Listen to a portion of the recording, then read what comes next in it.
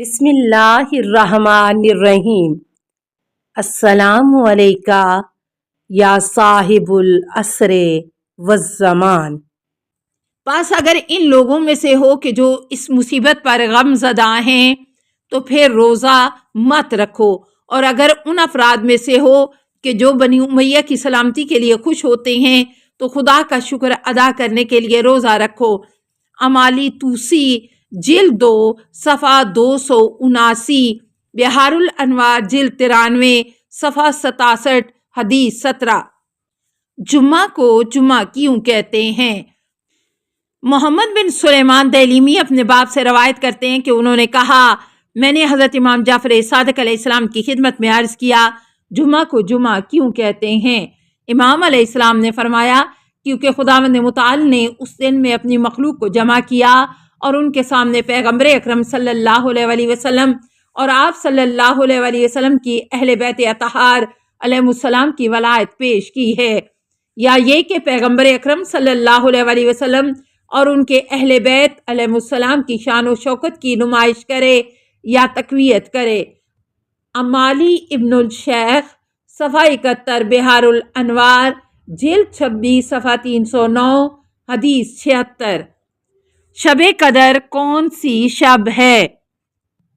قاسم بن محمد علی سے روایت کرتے ہیں کہ انہوں نے کہا کہ میں حضرت امام جعفر صادق علیہ السلام کی خدمت میں حاضر تھا کہ ابو بصیر نے آپ علیہ السلام کی خدمت میں عرض کیا، شب قدر کون سی رات ہے؟ امام علیہ السلام نے فرمایا، 21ویں یا 23ویں کی رات ہے۔ میں نے عرض کیا، اگر دونوں راتوں میں بیدار نہ رہ سکوں تو پھر کیا کروں؟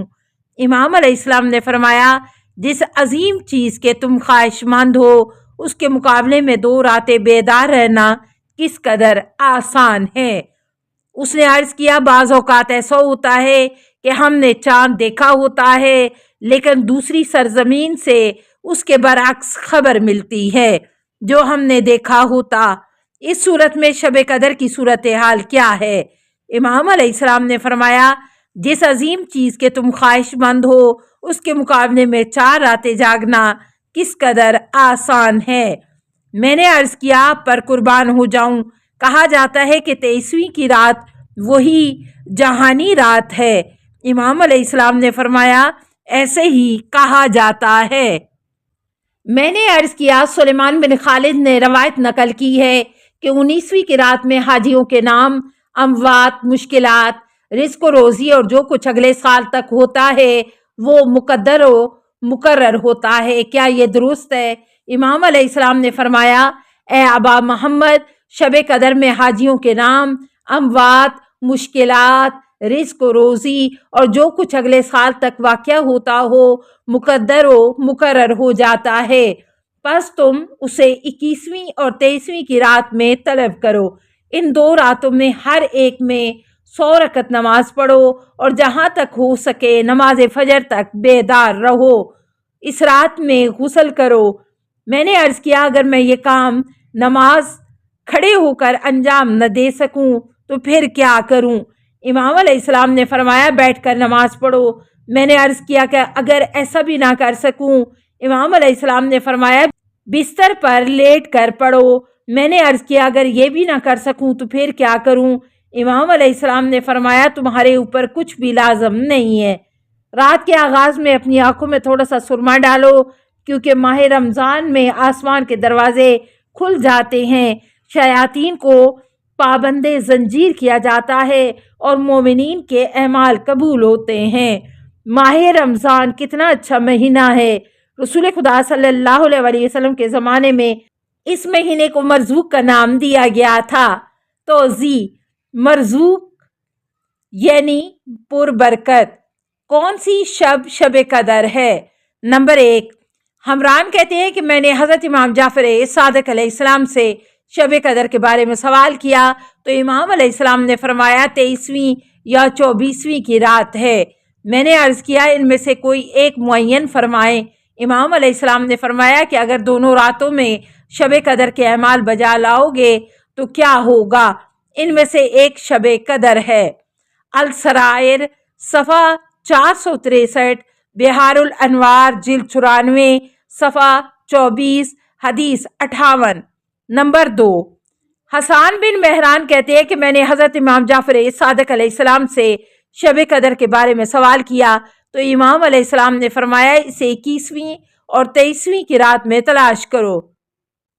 الخصال جلد 2 صفحہ 103، بحار الانوار جلد 94 صفحہ 16 حدیث 32۔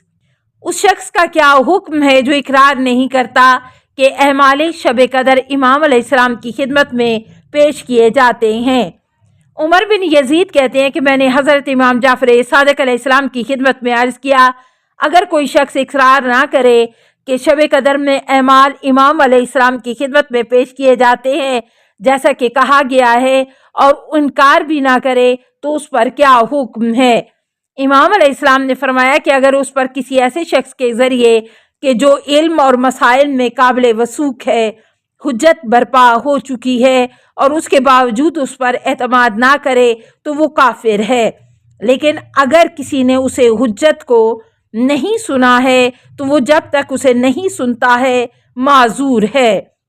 پھر امام علیہ السلام نے فرمایا آگاہ رہو وہ خدا پر ایمان رکھتا ہے اور صرف مومنین کی تصدیق کرتا ہے۔ بصائر الدرجات صفحہ 224، بحار الانوار جلد 94 صفحہ 21 حدیث 46۔ جو شخص ماہ شعبان میں ایک دن روزہ رکھے اس کا ثواب کیا ہے؟ مالک بن انس کہتے ہیں کہ میں نے حضرت امام جعفر صادق علیہ السلام کی خدمت میں عرض کیا اے فرزند رسول اس شخص کا ثواب کیا ہے جو ماہ شعبان میں ایک دن کا روزہ رکھتا ہے؟ امام علیہ السلام نے فرمایا میرے پدر اپنے پدر بزرگوار سے اور انہوں نے اپنے پدر گرامی اور انہوں نے اپنے جد بزرگوار سے روایت کی ہے کہ رسول خدا صلی اللہ علیہ وسلم نے فرمایا جو شخص خدا پر ایمان رکھتے ہوئے قربت خدا کے قصد سے ماہ شعبان میں ایک دن کا روزہ رکھے تو اس کے تمام گناہ بخش دیے جائیں گے۔ امالی الصدوق صفحہ 324، بحار الانوار جلد 94 صفحہ 71 حدیث 8۔ کلام صالح و عمل صالح کیا ہے؟ محمد بن ازدی آبان و غیر آبان سے روایت کرتے ہیں کہ انہوں نے کہا کہ حضرت امام جعفر صادق علیہ السلام نے فرمایا جو کوئی اپنا روزہ قول صالح اور عمل صالح پر مکمل کرے تو خداوند اس کا روزہ قبول کرے گا۔ امام علیہ السلام کی خدمت میں عرض کیا گیا اے فرزند رسول صلی اللہ علیہ وسلم قول صالح کیا ہے؟ امام علیہ السلام نے فرمایا لا الہ الا اللہ کہنا اور عمل صالح زکوٰۃ فطرہ نکالنا اور دینا ہے۔